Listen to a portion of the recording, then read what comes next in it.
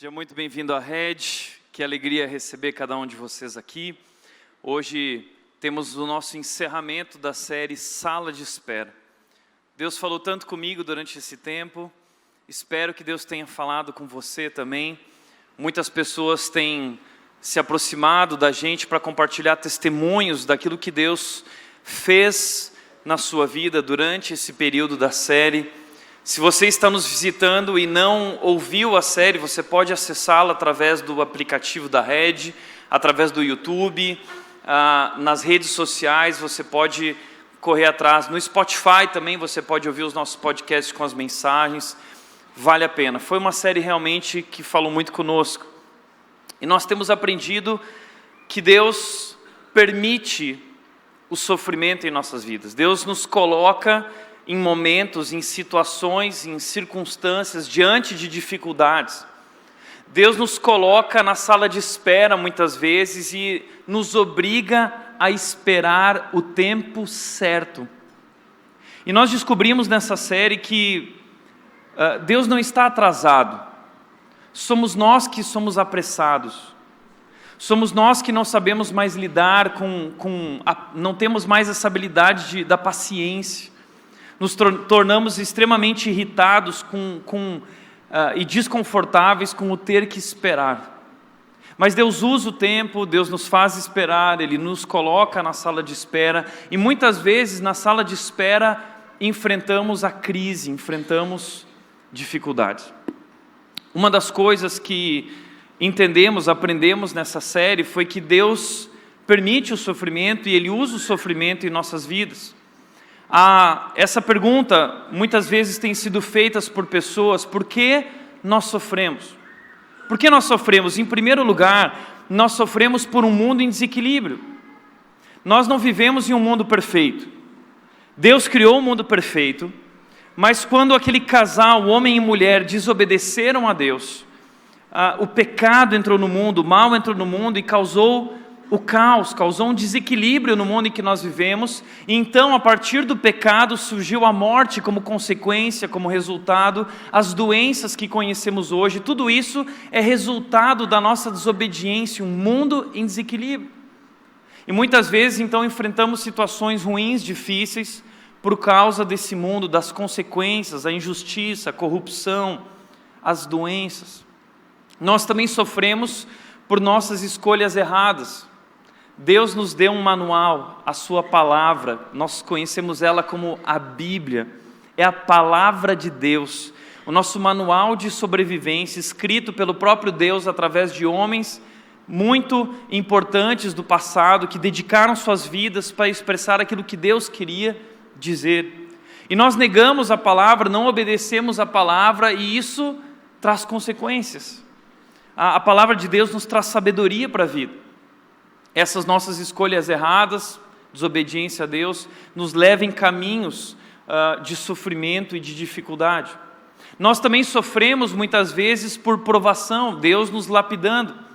Nós aprendemos na série que Deus nos coloca sobre fogo, assim como o ourives, quando ele quer retirar as impurezas de um metal, do ouro e da prata, ele precisa colocar o ouro e a prata sobre o fogo. Assim também Deus nos coloca sobre o fogo para nos purificar, para nos tornar maduros, para trabalhar a nossa fé, tornar a nossa fé mais firme, mais forte.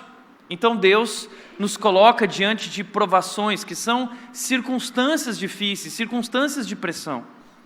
Deus também muitas vezes nos disciplina. Nós muitas vezes estamos sofrendo porque Deus é como um pai, a Bíblia diz. O livro de Hebreus diz que Deus é como um pai, que vê o seu filho desobedecendo e aplica a disciplina como uma maneira de corrigir e alertar, mostrando esse caminho não é bom. Então, através da dor, muitas vezes, Deus nos alerta para isso, nos faz acordar. Por outro lado, a Bíblia também nos mostra que o sofrimento na nossa vida pode ser decorrente de batalha espiritual, pode ser um ataque maligno. A Bíblia diz que o diabo é como um leão rugindo e procurando a quem possa devorar. Então nós lidamos com o sofrimento e ele pode vir de diversos lados. A pressão pode nos cercar, mas o que é importante entender é que não importa o que você está vivendo ou por que você está vivendo, nós temos a convicção, nós temos a confiança de que todas as coisas cooperam para o bem daqueles que amam a Deus.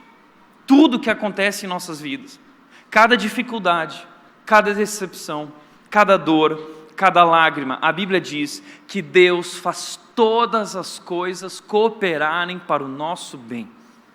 E esse entendimento é transformador. Nos permite viver a vida com outra perspectiva. Por isso hoje eu gostaria de propor isso. Deus tem um plano perfeito para a sua vida.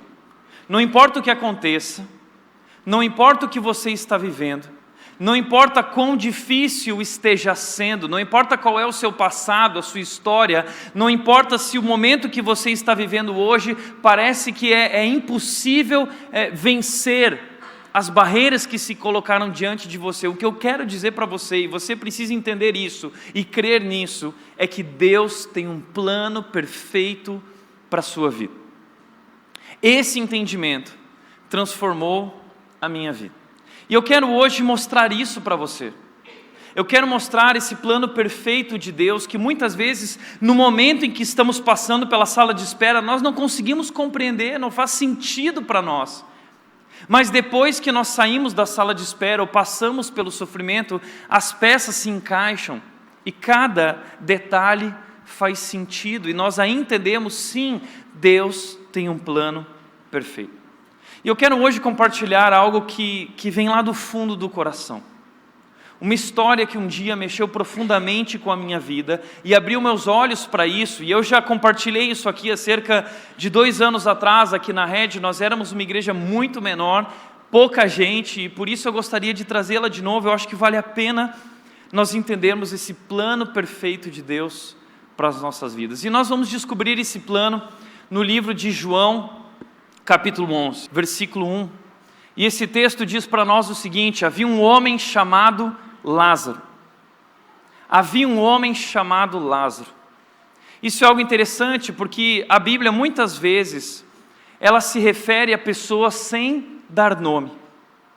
Jesus encontrou uma mulher samaritana, Jesus curou o filho de um oficial, Jesus curou um cego, Jesus esteve com uma pessoa, mas quando a Bíblia dá um nome, a Bíblia tem um propósito, ela quer mostrar algo. Muitas vezes são pessoas que eram conhecidas e por isso o texto bíblico quer mostrar que era alguém conhecido, e assim é nesse momento, há um propósito aqui ao dar o nome dessa pessoa. Qual é o propósito? É mostrar que Lázaro não era uma pessoa comum, Lázaro era próximo de Jesus. Lázaro talvez era íntimo de Jesus. O texto que nós vamos ler aqui descreve que Jesus amava Lázaro, e não somente Lázaro, mas ele também amava Maria e sua irmã Marta. Era uma família muito querida por Jesus, uma família conhecida na Bíblia. Eles eram de Betânia, e Jesus esteve muitas vezes em Betânia para visitar Marta, Maria e Lázaro. Ficou na casa deles, eles jantaram juntos, tiveram momentos juntos. Nós aprendemos tantas histórias através de Marta, Maria e Lázaro. Havia um relacionamento ali. E diz a Bíblia, o texto continua dizendo, versículos 2 e 3 diz: e aconteceu que Lázaro ficou doente. Essa pessoa que tem proximidade, que é amigo de Jesus, que é amado por Jesus, ficou doente. E a gente tem que entender que ficar doente naquela época era diferente de ficar doente hoje. Hoje nós temos farmácias, hoje nós temos todo tipo de medicamento para qualquer tipo de problema. Hoje nós temos uma medicina avançada. Hoje nós temos inúmeras ferramentas, instrumentos de diagnóstico. Hoje nós temos médicos especializados nas mais diversas áreas. Hoje nós temos hospitais muito preparados. Hoje temos muito. Mas eles não tinham nada. E ficar doente naquela época era algo grave. Pois o texto está dizendo, algo grave aqui acontecendo. Lázaro ficou doente. No mesmo momento, diz o texto, as irmãs de Lázaro mandaram um recado para Jesus, mandaram um WhatsApp para Jesus, dizendo: Senhor, aquele a quem amas está doente. O WhatsApp daquela época demorava um pouco mais que o nosso. Naquela época o WhatsApp era um mensageiro. Chamaram o mensageiro, olha, manda essa mensagem para Jesus. E o mensageiro foi. Jesus estava a 32 quilômetros de distância, que naquela época significava um dia de viagem. Senhor, aquele a quem amas está doente. Agora olha que interessante, aquele a quem amas. O texto diz que esse homem é amado por Jesus. Há um relacionamento de proximidade, de amor. Não é algo comum. Jesus tem uma amizade, Jesus tem algo especial com Lázaro. E diz que essa pessoa que Jesus ama está doente, e olha que legal, no momento de dificuldade, no momento de aflição, Marta e Maria decidem procurar Jesus. É isso que nós devemos fazer, diante das aflições, nós devemos buscar a ajuda de Jesus, e foi o que elas fizeram. E elas fizeram isso no entendimento do poder que Jesus tinha, porque o livro de João, a história antes desse momento, mostra inúmeros milagres de Jesus. Jesus se revelou poderoso. Em João capítulo 2, Jesus transformou água em vinho. Em João capítulo 4, Jesus curou o filho de um oficial. Em João capítulo 5, Jesus se aproximou de um tanque, e havia muitas pessoas enfermas ao redor desse tanque, e às vezes o tanque mexia, e quem entrasse naquele tanque era curado. Havia um homem ali que estava perto do tanque há 38 anos, mas ele não conseguia se mexer, ele estava doente. E ele não conseguia ir até a água, e ele estava numa sala de espera de 38 anos, imagina isso. E Jesus se aproxima e cura esse homem. Em João capítulo 6, nós vemos a multiplicação dos pães. Jesus alimenta uma multidão faminta. Ele faz um milagre maravilhoso e todos viram. João capítulo 6, ele continua falando sobre o momento em que os discípulos estão no mar e Jesus anda sobre as águas. João capítulo 9 fala para nós sobre a cura de um cego de nascença. Jesus cura esse homem cuspindo na terra e fazendo uma espécie de barro, lama, que ele passa nos olhos desse homem e cura o homem. Essas histórias fizeram sucesso, as pessoas ouviram falar, as pessoas começaram a crer, as pessoas começaram a seguir Jesus. Isso trouxe também problemas para Jesus dos líderes religiosos que queriam destruir ele, porque não estavam gostando daquilo que ele dizia ser o próprio Deus. Então Maria e Marta sabem, Jesus tem poder, Lázaro está doente, então nós temos que trazer Jesus rapidamente aqui, porque ele pode resolver essa situação. Elas mandam um recado para Jesus.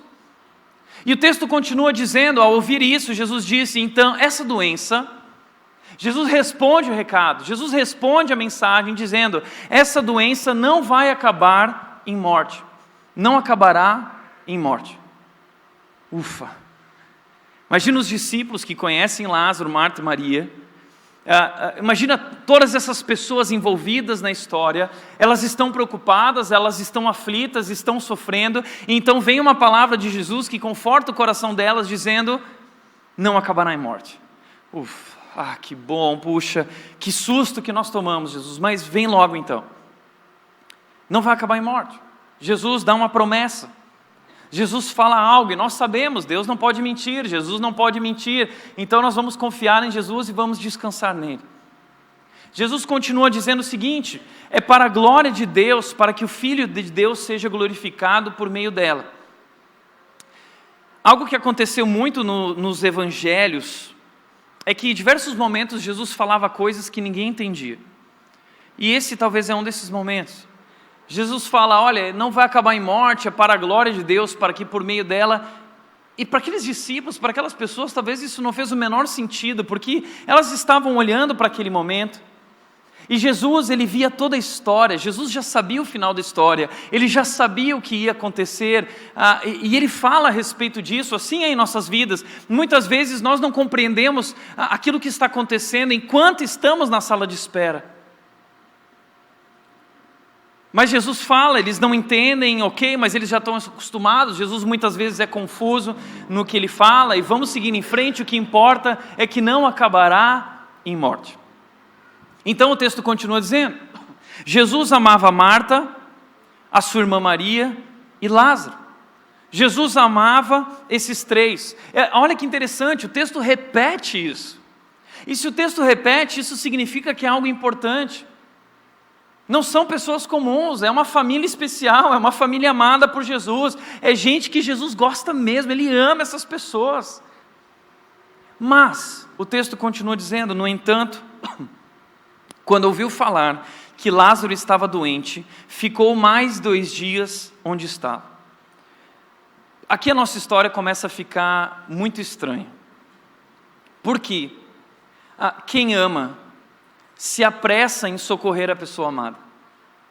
Quem ama e recebe a notícia de que aquele a quem ama está sofrendo e está doente, pode morrer, nós corremos, a gente abre mão de tudo, de qualquer compromisso, e para nós não há nada mais importante do que aquela pessoa. Então o texto afirma o valor dessas pessoas, o amor que Jesus tem por elas, mas no entanto, Jesus não se apressou ao encontro delas para ajudá-las, Ele permaneceu onde estava mais 2 dias. Ok, tudo bem, Jesus é Deus, Ele sabe o que Ele está fazendo, vai dar tempo. Mas nesse meio tempo, sabe o que aconteceu? Um outro mensageiro chega. E o mensageiro diz o seguinte: Lázaro morreu. E quando os discípulos de Jesus recebem essa notícia, eles ficam confusos, eles começam a se questionar, afinal de contas Jesus disse que não ia acabar em morte, então eles começam a discutir entre si com Jesus, dizendo, poxa, talvez ele não morreu, talvez ele está dormindo, talvez existiam algumas doenças que parecia que a pessoa tinha morrido e no final a pessoa acordava do sono dela, então eles estão discutindo, provavelmente é isso, e Jesus vira para eles e diz, não é isso. Veja o que Jesus diz. Então ele disse claramente, Lázaro morreu. Ele não está dormindo, não é engano, a mensagem não está errada, está tudo certo, Lázaro morreu. E aí eu imagino a cara dos discípulos, mas você tinha dito que não ia morrer, e agora? Morreu, você falou, Jesus se enganou, o que está acontecendo aqui? Eles estão extremamente confusos, imagina esse momento. E aí Jesus piora a situação, veja o que Jesus Cristo diz, Ele diz, e para o bem de vocês, estou contente por não ter estado lá. Como assim?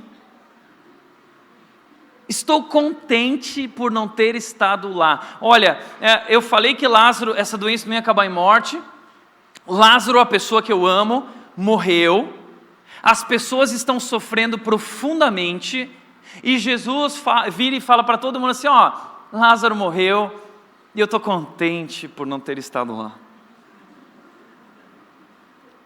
Imagina os discípulos olhando para Jesus e falando assim, agora ele enlouqueceu. Ele está louco. Ele está começando a dar motivo para aqueles que o criticam. Os judeus queriam destruir, queriam acabar com ele, os líderes religiosos. Eles estavam procurando um pelo em ovo para poder condenar Jesus e mostrar que Jesus não é aquele quem ele dizia ser. E eu fico imaginando agora a preocupação dos discípulos, olhando para essa situação e dizendo, agora deu tudo errado. Agora eu quero só ver como Jesus vai sair dessa. Lázaro morreu. E pior, ele enlouqueceu porque ele está dizendo que ele está contente, ele está feliz que Lázaro, o amigo dele, morreu. E aí então ele diz, para que vocês creiam, mas vamos até ele. Então eles vão, um dia de viagem. E quando eles chegam lá, ao chegar, Jesus verificou que Lázaro já estava no sepulcro havia 4 dias. Jesus foi verificar o sepulcro. Jesus foi verificar a situação, ele verificou a situação de que ele estava, na verdade, lá já há 4 dias. Isso é importante porque os judeus acreditavam, em primeiro lugar, que até o 3º dia, se fosse alguém dormindo, ela poderia acordar daquele sono, mas no 4º dia realmente estava morto. E a partir do 4º dia, o corpo já começava a se decompor, o corpo já começava a cheirar mal. E era o que estava acontecendo com Lázaro, era o 4º dia. E havia uma crença entre os rabinos, isso é muito importante, que uma pessoa poderia ser ressuscitada por um agente divino até o 3º dia. Um profeta, alguém usado por Deus, poderia ressuscitar uma pessoa através do poder de Deus, sendo usado até o 3º dia, mas depois do 3º dia não mais. A partir do 4º dia, ninguém poderia ressuscitar um morto, apenas Deus. Os rabinos acreditavam que apenas Deus, a partir do 4º dia, poderia ressuscitar um morto. Então, Jesus verificou que já estava lá há 4 dias, imagina os discípulos, agora já era, 4 dias, morreu mesmo, está confirmado. Betânia distava a cerca de 3 quilômetros de Jerusalém, e muitos judeus tinham ido visitar Marta e Maria, e para confortá-las pela perda do irmão. Jesus foi até Betânia, e muitos judeus vindos de Jerusalém também desceram, era perto, 3 quilômetros, e foram confortar Marta e Maria. Era um costume naquela cultura de passar uma semana juntos. No tempo de luto, eles confortavam, eles cuidavam daquelas pessoas que estavam sofrendo, e assim foi. Muita gente desceu de Jerusalém a Betânia, e estavam na casa de Marta e Maria, tinha muita gente por lá. Então, imagine esse momento. Jesus e os discípulos estão indo na direção dessas pessoas que estão lá passando por um momento muito difícil. E eu imagino na cabeça dos discípulos o seguinte: o que Jesus vai falar para eles? E agora? A preocupação, a discussão deles, como vai ser esse encontro? Como Jesus vai explicar tudo isso? E então o texto continua dizendo: quando Marta ouviu que Jesus estava chegando, ela deixou a casa e foi encontrá-lo, mas Maria ficou. Disse Marta a Jesus: Senhor... A primeira coisa que Marta disse para Jesus, ela foi ao encontro dele correndo, e a primeira coisa que Marta diz para Jesus é: Senhor, se estivesses aqui, meu irmão não teria morrido. E entendo o que Marta está fazendo. Marta está vomitando a sua decepção. Marta está colocando para fora toda a sua decepção com Jesus. Jesus, como assim? Aquele é quem ama. Nós mandamos um recado: o Senhor não ama Lázaro. O que poderia ser mais importante na sua vida do que Lázaro? O que era mais importante? Que compromisso você tinha? Qual é essa sua agenda que é mais importante do que estar com aqueles que você ama? Ele estava doente, você sabia que era algo urgente. Por que você não estava aqui? Por que você chegou 4 dias depois? Você não está atrasado, Jesus, você está extremamente atrasado. O que foi que aconteceu? Decepção. Decepção com Jesus. Você já se sentiu assim? Jesus, onde você estava? Não teria acontecido se você cumprisse o que disse, se viesse, se estivesse comigo. Mas Marta continua dizendo, isso é interessante, ela diz: mas eu sei que mesmo agora Deus lhe dará tudo o que pedir. Jesus, eu sei que Deus pode te dar tudo o que você pedir, eu sei que você tem poder e que Deus te usa. Então agora Marta, ela está oscilando entre a fé e a decepção. Muitas vezes é assim conosco. A gente acredita, Deus tem poder, Jesus tem poder, Ele pode agir, eu sei, mas por que Ele não age na minha vida? Eu vejo as coisas acontecendo na vida das pessoas, mas não na minha. Por quê? E nós assim, isso acontece na nossa vida espiritual, é como uma montanha russa. Nós oscilamos entre a fé e a decepção. E começamos a questionar a Deus, assim como Marta está questionando. Por quê? Então Jesus responde Marta e Ele diz o seguinte... Jesus lhe disse: seu irmão vai ressuscitar, Marta. Jesus conta o final da história para ela. Mas ainda assim ela não entende. Sim, respondeu Marta, ele vai ressuscitar quando todos ressuscitarem no último dia. Sabe o que Marta está dizendo? Ela está dizendo: sim, Jesus, eu creio que Deus é poderoso e fez coisas extraordinárias no passado. Eu sei que também no futuro Ele vai fazer coisas extraordinárias.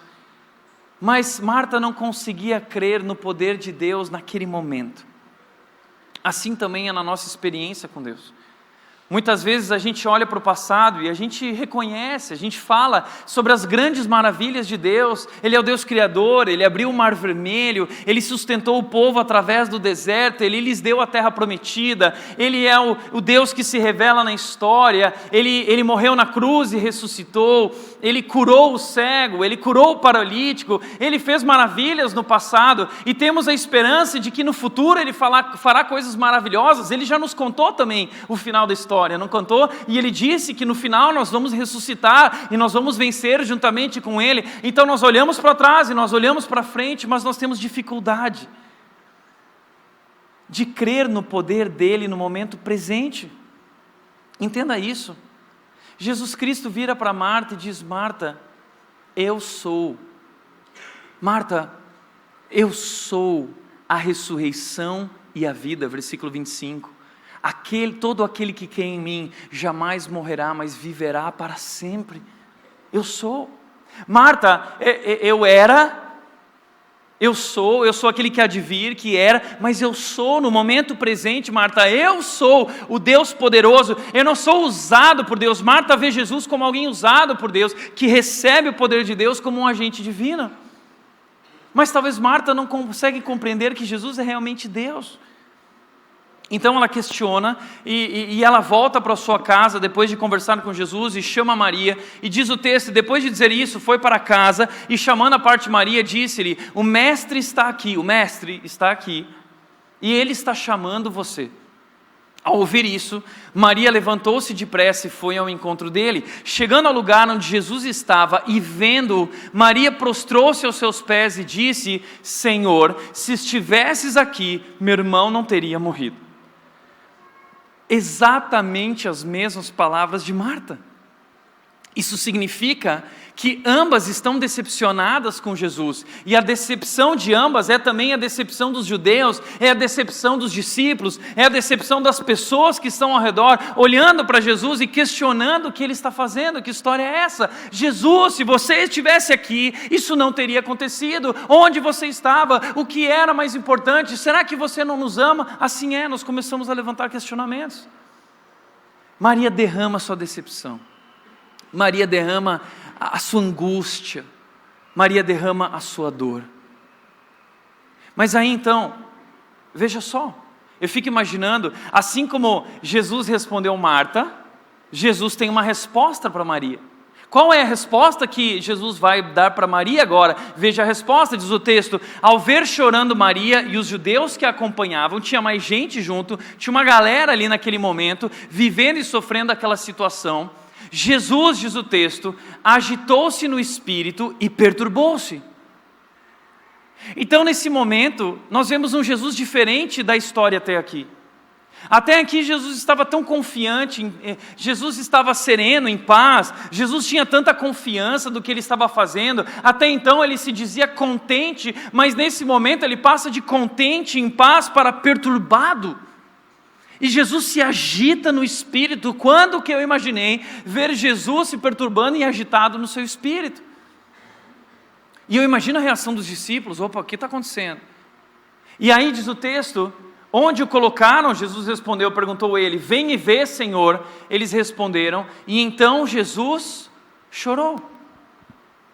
Jesus chorou. E talvez os discípulos olhando nesse momento, Jesus chorando, eles falam assim: talvez agora a ficha caiu. A ficha caiu do que está acontecendo. Até então a ficha não tinha caído. E imagine esse momento, o que está acontecendo ali, e Jesus chorando, é uma quebra de paradigmas. Jesus sempre tão forte, Jesus sempre tão confiante, e Jesus começa a chorar. Deus chorando, se agitando no espírito e perturbado. Será que Jesus agora percebeu que deu ruim? Será que Jesus percebeu agora que ele errou? Será que Jesus agora percebeu que deu tudo errado? E agora?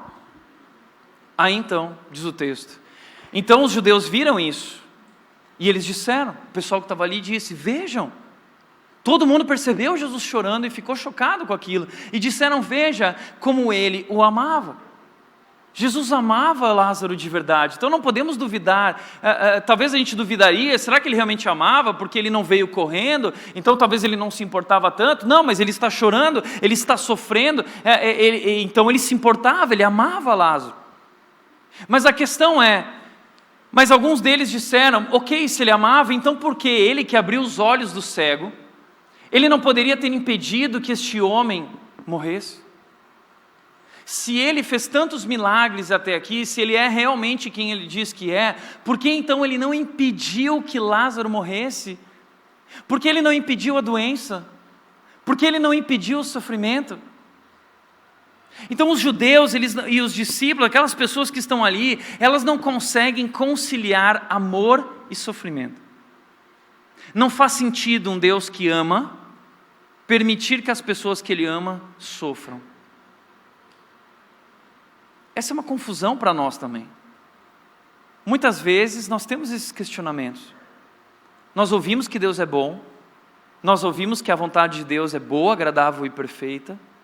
Nós sabemos que esse Deus é um Deus de amor, Ele é um Deus incrível, mas nós começamos a duvidar muitas vezes do caráter de Deus ou do poder de Deus quando estamos diante de circunstâncias complicadas. Agora entenda uma coisa que nós precisamos entender é que o fato de Lázaro ser amado por Jesus não o blinda das dificuldades. O fato de nós andarmos com Deus, sermos chamados filhos de Deus, sermos amados por Deus, não nos blinda das dificuldades. O fato de sermos amados por Jesus não nos dá imunidades especiais contra tragédias, contra doenças, contra angústias, contra dores. Jesus te ama, mas Ele permite que você passe pelo vale da sombra da morte. Jesus nunca prometeu, Jesus nunca disse que você não passaria pelo vale da sombra da morte, mas Ele prometeu vitória sobre a morte. Então, diante disso, esses judeus eles começam a questionar.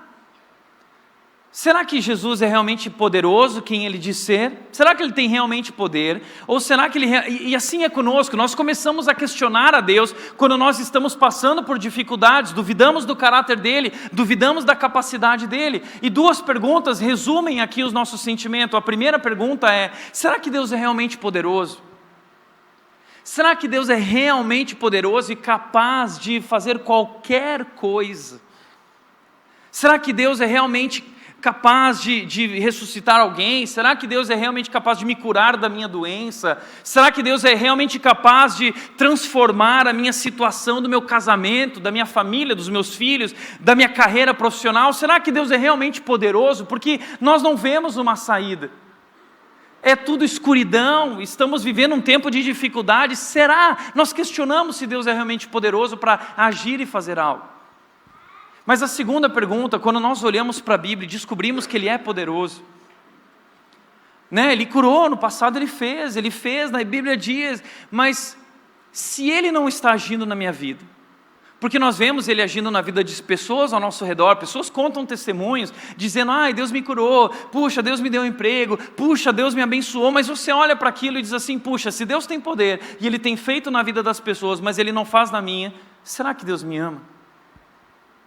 Será que Deus se importa comigo?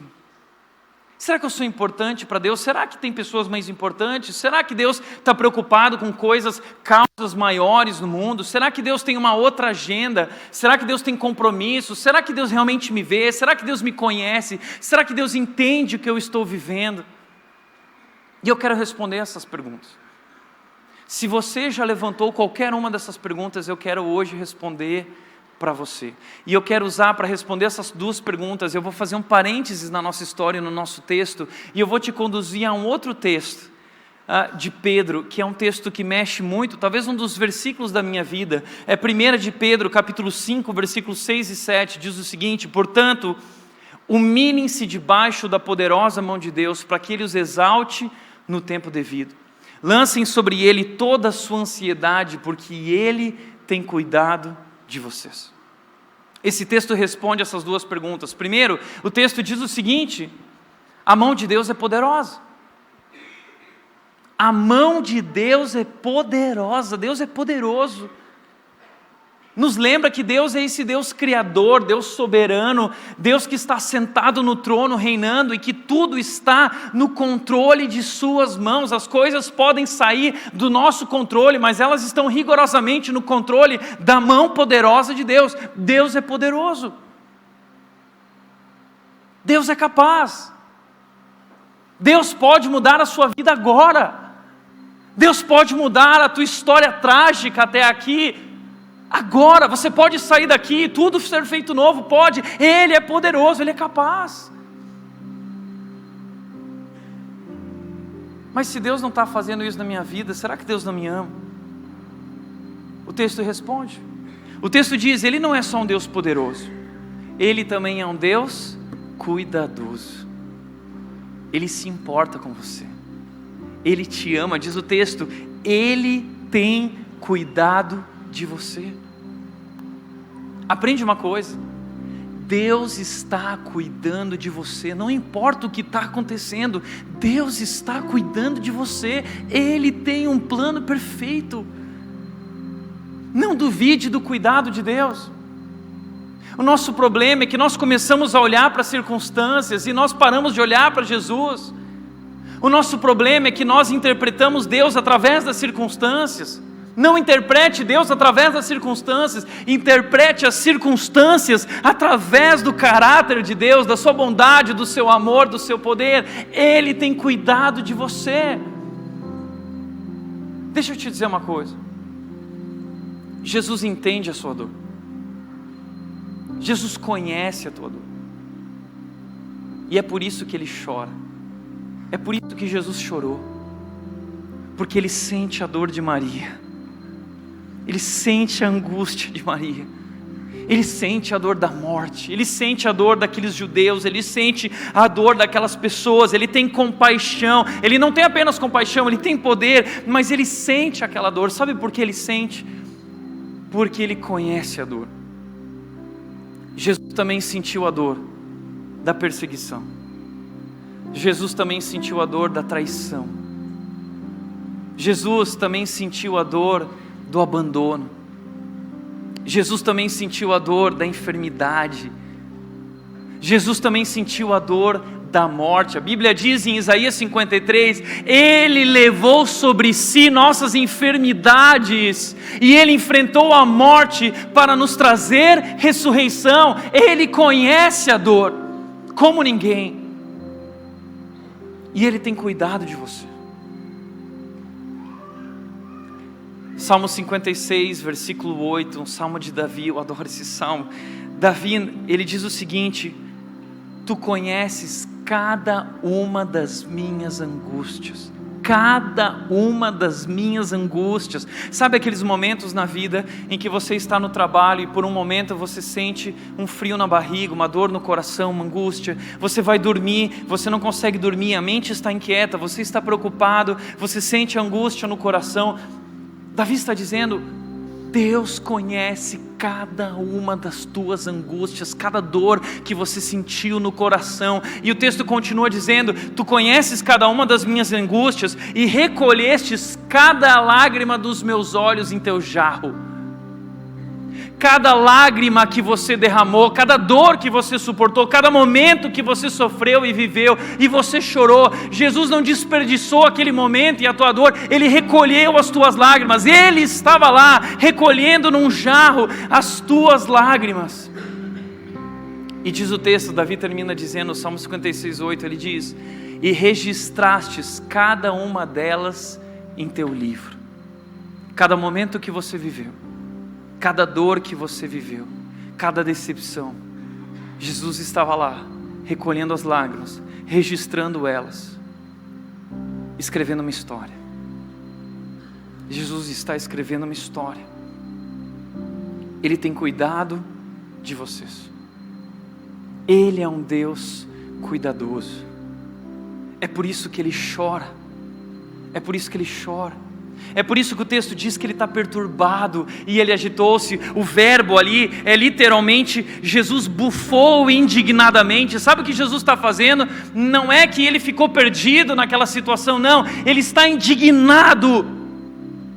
Ele está indignado, mas indignado com o que? Ele está indignado com a dor, Ele está indignado com o pecado, Ele está indignado com a morte, porque a morte tem destruído aqueles que Ele ama, aqueles que foram criados por Ele, e Ele diz, onde está Lázaro? Eu quero resolver essa situação, eu quero lidar com a morte de Lázaro, e não só com a morte de Lázaro, Jesus Cristo foi até aquela cruz, porque Ele estava indignado com a morte, que nos destruiu, que nos afastou dEle, e Ele não quer que a morte seja a última palavra em nossas vidas. A dor não é a última palavra na sua vida. Ele tem cuidado de você. Ele é um Deus amoroso.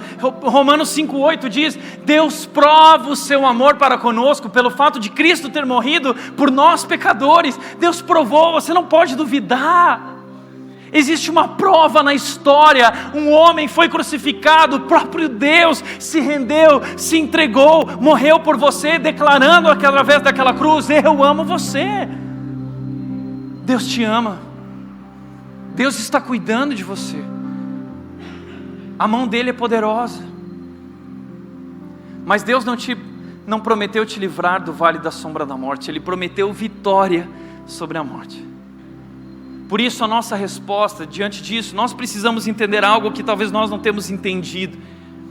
Existe uma palavra-chave aqui nesse versículo que mudou a minha história, o entendimento dessa palavra tempo devido, que é apenas uma palavra no original, é a palavra kairos.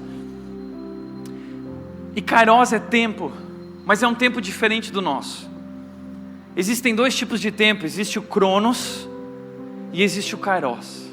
O cronos é o nosso tempo aqui na terra, é o tempo criado por Deus para nós. Quando Deus criou o mundo, Deus criou o cronos. O cronos é o tempo que corre no nosso relógio.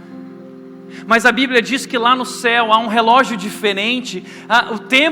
O relógio de Deus, ele não funciona de acordo com o cronos, ele funciona de acordo com o kairos. É o tempo certo, é o tempo devido, é o tempo perfeito, de acordo com o seu plano perfeito para as nossas vidas. O relógio de Deus bate de acordo com esse plano perfeito.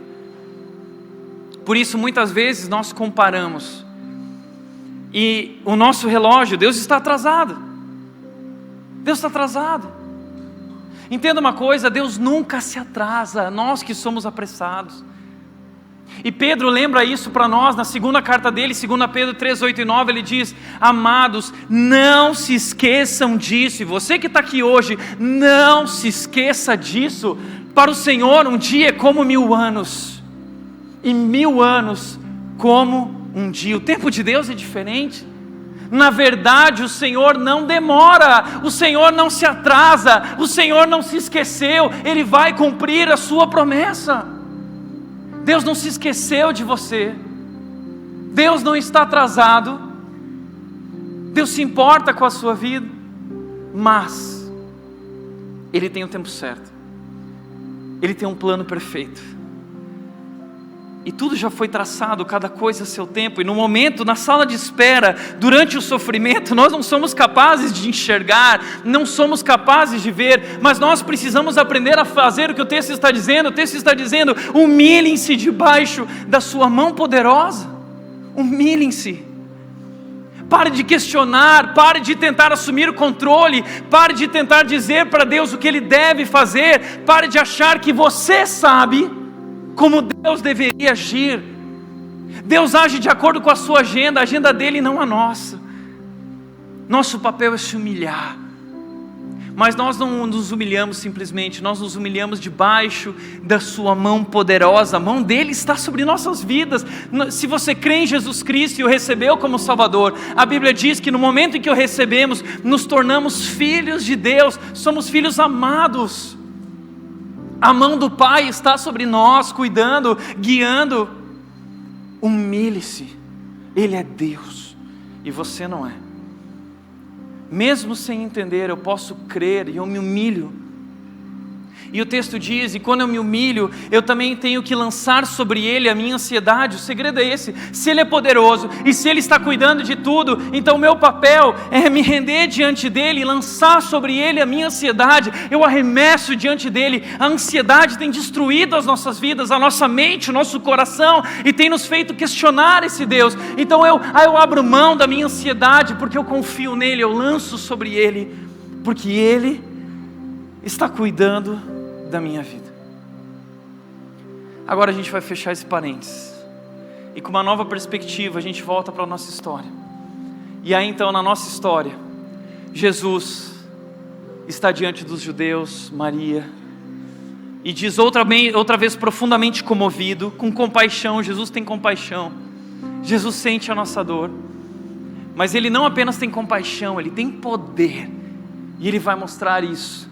Jesus foi até o sepulcro, era uma gruta com uma pedra colocada à entrada, e Ele disse então: tirem a pedra, disse Ele, tirem a pedra. Disse Marta, irmã do morto: Senhor, ele já cheira mal, pois já faz 4 dias. Marta relembra a Jesus o quão atrasado ele está. Jesus, você se atrasou 4 dias, o corpo já cheira mal. Não faça isso, Jesus. O que você fez até aqui já foi suficiente. Eu não quero sofrer ainda mais. Porque abrir essa pedra, abrir essa gruta, abrir esse sepulcro será sofrimento para todos nós. Ver o corpo de Lázaro, relembrar a situação, relembrar por tudo que ele passou e cheirar esse cheiro, isso vai me destruir. Assim é conosco. Nós nos fechamos. Jesus Cristo quer que a gente abra o coração para Ele, nós nos fechamos, nós não queremos pensar mais nessa dor, nós só queremos ficar calados. Jesus não mexe mais nisso, já era. E diante de nós, muitas das situações que nós vivemos, não é impossível, Deus é impossível, não tem mais jeito. A gente esquece que Deus é especialista em causas impossíveis, e que muitas vezes Ele permite o impossível, para mostrar que Ele é Deus, que Ele é realmente Deus. E então Jesus Cristo disse-lhe Jesus: não lhe falei que se você cresce, você veria a glória de Deus? Eu não lhe falei que se você cresce, você veria a glória de Deus? Entenda uma coisa, o fato de você crer não vai mudar a situação. Jesus ia curar Lázaro de qualquer jeito, mas o fato de crer mudaria o coração de Marta. Você não precisava ter passado pela situação como passou, tão preocupada. Você podia ter confiado e descansado, e você teria experimentado a glória de Deus durante o processo. Ok, você não experimentou a glória de Deus durante o processo porque não confiou, porque não teve fé, mas veja agora o que eu vou fazer. Marta, Maria, judeus, discípulos, descubram quem eu sou. Esse é o último milagre de Jesus, uma semana antes de ser preso. Jesus Cristo então, diz o texto, então tiraram a pedra. Jesus olhou para cima e disse: Pai, eu te agradeço porque me ouviste. Eu te agradeço porque me ouviste. Ou seja, Jesus tinha um plano. Ele e Deus estavam alinhados com esse plano. Pai, obrigado porque tudo está acontecendo como eu planejei. Obrigado por cada detalhe, Deus, porque agora um grande momento nós teremos aqui. E Ele diz: eu sei que tu sempre me ouves, mas eu disse isso por causa do povo que está aqui, para que creia que tu me enviaste. Esse povo é incrédulo, esse povo duvida, está sempre questionando. Finalmente eles vão descobrir que Jesus não é apenas um mestre, Jesus não é apenas um enviado, um agente divino. Jesus Cristo é o próprio Deus, aquele que é o único capaz de ressuscitar alguém no 4º dia. Então Jesus Cristo se volta para aquele sepulcro, e depois de dizer isso, Jesus bradou em alta voz. Em alta voz Jesus bradou: Lázaro, Lázaro, venha para fora. E aquelas pessoas estão lá, Marta, Maria, os discípulos, os judeus. E Jesus grita: Lázaro, venha para fora. E de repente eles veem um homem levantando, envolto em faixas. E Lázaro vem para fora. E Jesus Cristo diz: o morto saiu com as mãos e os pés envolvidos em faixas de linho, e o rosto envolto num pano ainda. Disse-lhes Jesus: tirem as faixas e deixem-no ir. Imagina esse momento que as pessoas estão sentindo e vendo pela primeira vez um homem que foi ressuscitado no 4º dia. Esse homem é realmente quem ele diz ser. Ele é Jesus Cristo, Ele é o próprio Deus, Ele é o Messias, o escolhido que veio ao mundo para dar a vida em nosso lugar. E eles creem, eles creem. O texto continua dizendo que eles passaram a crer em Jesus através disso. Jesus tinha um plano perfeito, você entendeu? Jesus tinha um plano perfeito, mas esse plano não era sobre Marta, não era sobre Maria, não era sobre Lázaro, era sobre Ele, sobre quem Ele é, sobre a sua glória, sobre o fato dele ser Deus. Entenda de uma vez por todas, a vida aqui não é sobre mim e você, é sobre Ele. Ele é Deus, e Ele está escrevendo uma história, mas não é a minha história, não é a sua história, é a história dEle, e Ele nos permite participar dessa história, sendo instrumentos, sendo ferramentas, para que através de nossas vidas, outros venham a crer e descobrir que Ele é Deus. Por isso, se você tem passado por dificuldades, se você está na sala de espera, deixa eu te dizer uma coisa, há uma razão para isso. Deus quer usar a sua vida. E Deus quer usar a sua vida, veja só, Deus quer usar a sua vida como palco da manifestação do seu poder. Ele quer revelar o poder dele através dessa situação. Porque assim como você muitas vezes vem para a rede ver o que acontece nesse palco, assim lá fora as pessoas olham para você como se você fosse um palco. E tudo que as pessoas sabem sobre Deus é o que elas estão vendo na sua vida. Como disse Billy Graham, você é a Bíblia que o mundo está lendo. Eles não conhecem a Bíblia, eles não conhecem o poder de Deus, mas eles conhecem você, e Deus quer usar a sua vida como um palco para manifestar a sua presença e o seu poder. Deus também quer usar a sua vida como um difusor da sua graça incomparável. Sabe por quê? Porque o cristão, nós lidamos com as provações e dificuldades de um modo diferente do mundo lá fora. As pessoas lá fora, diante das dificuldades, entram em desespero. Elas desmoronam. Porque tudo redunda em morte. Não há esperança. Não há sentido, não há significado, não há propósito. Mas nós temos propósito. Nós sabemos que há um significado para o nosso sofrimento. Nós sabemos que a dor não é a última palavra. Nós sabemos que a morte não é a última palavra. Nós temos uma esperança, que é uma âncora firme, inabalável, que nos conduz até o outro lado da cortina, como diz Hebreus. Essa esperança nos conduz durante as dificuldades. E mais do que isso, durante as dificuldades temos um segredo, nós temos a graça. Paulo, ele disse o seguinte, lá em 2 Coríntios 12, ele disse: Jesus me cura, Deus me cura. 3 vezes roguei ao Senhor, diz ele, mas o Senhor disse: a minha graça te basta. E aí depois lá em Filipenses, Paulo vai dizer no capítulo 4, ele vai dizer: eu aprendi o segredo de passar por todo tipo de problema. Tudo posso naquele que é a minha força. Eu sou capaz de enfrentar qualquer coisa através daquele que me fortalece. A graça dele me basta. E quando nós vivemos isso durante a sala de espera, durante as dificuldades, o mundo olha para nós e diz: espera aí, o que está acontecendo? Ele tem câncer, ele tem uma doença, ele está passando por desemprego, passando por uma situação difícil na família, passando por uma situação de morte de pessoas próximas e queridas, mas ele sorri. De onde vem essa alegria? De onde vem essa esperança? De onde vem essa fé? Vem do meu Senhor que me fortalece. Ele é a minha força, Ele é o meu Deus, Ele é a minha salvação, Ele é a minha alegria, Ele é o meu segredo. E então o mundo vem conhecer a Deus através do nosso testemunho em meio às provações. Mas por último, Deus quer usar a sua vida como exemplo vivo do seu amor. Você é um exemplo vivo do seu amor, porque tudo que Deus tem feito na sua vida tem transformado a sua vida. Deus tem cuidado de você. Ele está contando uma história para o mundo, a história sobre o amor dele por nós. E Deus quer que você leve esse amor. Deus quer que você seja um sinal visível desse amor àqueles que estão do teu lado sofrendo, morrendo, passando por momentos difíceis. Nós apoiamos uns aos outros. Deus quer usar a sua vida. Por isso, para refletir e praticar, em primeiro lugar, entenda de uma vez por todas: Deus não está atrasado, nem se esqueceu de você. Deus te ama.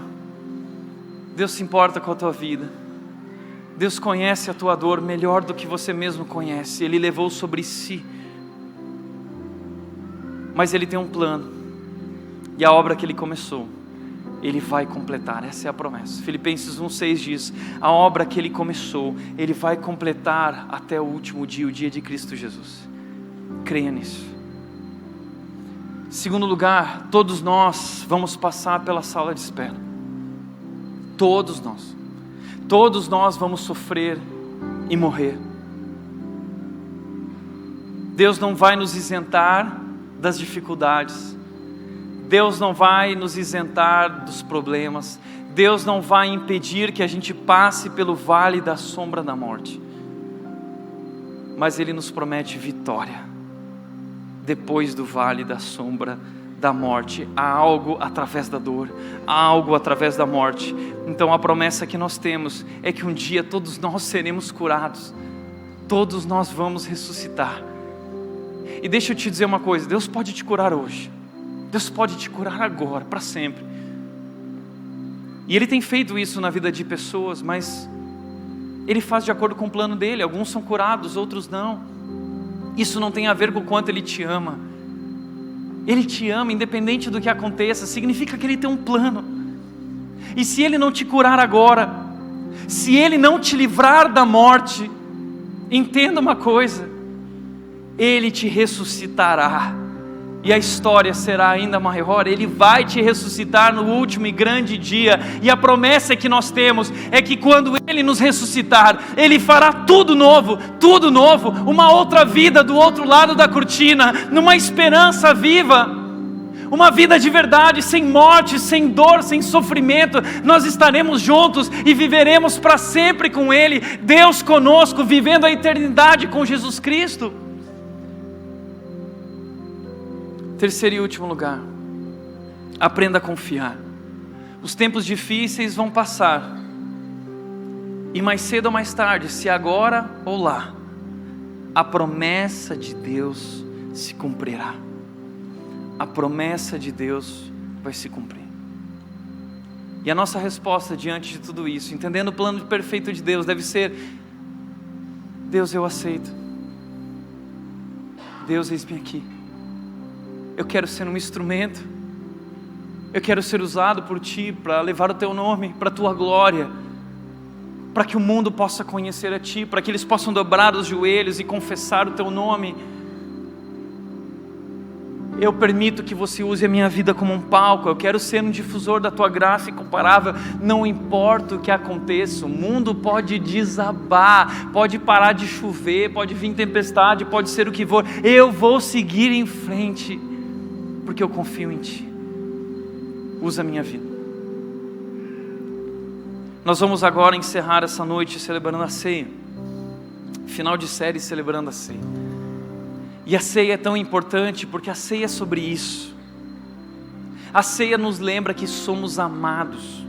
Quando você agora receber esse cálice, esse pão na sua mão, esse momento é para aqueles que creem em Jesus Cristo como Senhor e Salvador, o Filho de Deus, o próprio Deus que se rendeu naquela cruz. Mas quando você receber esse pão e esse cálice na sua mão, entenda, ali está um sinal visível, externo, do amor de Deus que foi realizado naquela cruz, através da obra de Jesus. Deus provou o amor dele naquela cruz, e a ceia é sobre isso, te lembrando: eu amo você, veja o que eu fiz por você. Nós olhamos para trás, diz 1 Coríntios 11, lembramos da sua morte, o que Ele fez por nós. Ele levou sobre Ele a nossa morte para nos trazer ressurreição e vida. Mas nós olhamos para frente, nós praticamos a ceia, diz o texto, até que Ele venha, porque essa promessa muda a nossa perspectiva. Eu não estou sozinho, eu faço parte do plano de Deus, e o plano dele é perfeito, e Ele prometeu, Ele disse, Ele voltará. Deus não é homem para mentir, se Ele disse, Ele vai cumprir, Ele vai voltar. Então no momento em que eu pego o cálice e o pão, eu estou lembrando, eu não estou sozinho, Ele vai voltar para me buscar. Não importa quanta dor estou vivendo, não importa se eu vou enfrentar a morte, eu vou ressuscitar um dia com Ele, Ele voltará. Mas através da ceia nós olhamos para dentro de nós, o texto diz, nós examinamos a nós mesmos. Tenho vivido de acordo com esse amor? Esse amor traz uma grande responsabilidade. E por último, através da ceia, o último movimento é olhar para fora. Eu olho para dentro, mas eu olho para fora, porque eu não posso participar desse momento sem discernir o corpo. Sabe o que significa isso? A Bíblia diz que a igreja de Jesus é um corpo, feito de muitos membros, muitas pessoas, nós somos uma família. E quando eu participo desse momento, esse momento não é só sobre o amor de Deus por mim, é sobre o amor de Deus pelas pessoas que estão ao meu redor. Nós somos amados, fomos escolhidos por Deus, resgatados por Deus, e nós estamos juntos. Você não está sozinho, você não está sozinho. Eu não sei pelo que você está passando, mas Deus te trouxe hoje aqui para te dizer algo sobre essa igreja e você. Essa igreja ama você. A Red ama você. Nós queremos cuidar de você. Nós queremos ser um ombro para você nesse tempo difícil. Nós queremos que você venha chorar conosco, abrir o seu coração. Nós queremos te ajudar. Nós estamos juntos. Então, quando participar desse momento, olha para o lado. Você tem que ser um exemplo vivo do amor de Deus, um sinal desse amor para aqueles que estão ao seu redor. Tem tanta gente na sala de espera. Talvez você está bem, mas tem gente do seu lado sofrendo. Nós vamos participar desse momento agora, enquanto eles vão cantar uma música aqui. E essa música é muito especial. Essa música se chama Teu Melhor. Essa música foi escrita a partir de uma mulher, uma pessoa chamada Celinda, uma missionária. A Celinda, ela se casou, ela foi ser missionária com seu marido nas Filipinas. Depois eles se moveram para a China. Eles tiveram filhos. A primeira filha da Celinda nasceu com um problema muito sério, ela não pode nem caminhar. Eles sofreram muito com essa situação no campo missionário, sendo enviados por Deus e sofrendo no campo missionário. Quando a Celinda recebeu a notícia de um câncer, e esse câncer tem piorado,